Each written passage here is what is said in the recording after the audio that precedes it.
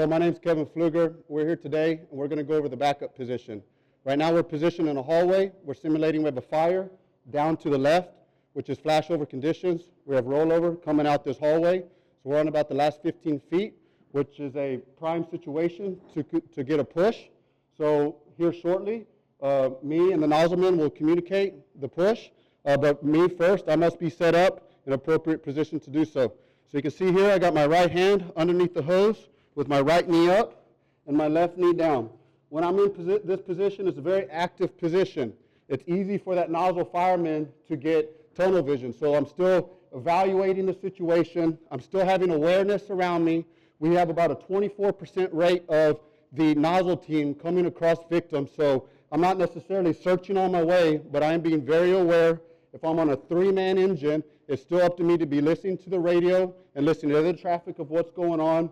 And this is, at this point, we've gone pretty far into the structure, so we really need to be dialed in with our fitness so we can really finish this push and get it done. All right, I have about 10 pounds of pressure loaded up here, not enough to push the nozzleman over, but if it's poor visibility where I can't see, it's enough for me to feel that, and then I can go off of his rhythm. If we've worked together a lot, I have an idea of how quick this guy does push or doesn't push. As he works around into the fire room, I'm going to need to move this hose right as he goes left, okay? But until then, as you can see, I have this hose in a straight neutral position, going low to high into his hip. What that allows him is for him to direct where the nozzle goes. You can see if I move this hose left, it affects his nozzle. If I move it right, it affects his nozzle. And if I move it up, it makes it point down. So I want to stay in a neutral position as much as I can, and that neutral position changes as he makes that left. That's why I have to go right with the hose.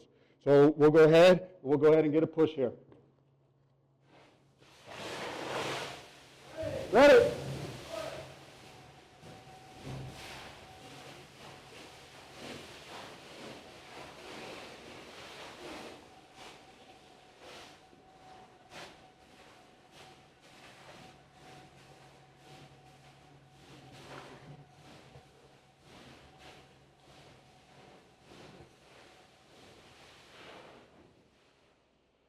All right, as a backup man, I got 2 options here.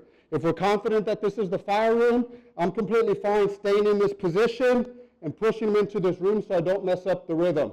If this hose does get tight on me, I need to call a hold and hop over to the other side of the line and continue to feed him hose. It's good practice when you work with your nozzleman. He pauses anyway at every threshold, so if you do want to hop over, it allows you that time to get over. But that's it. That's the end of the push. Thank you, guys.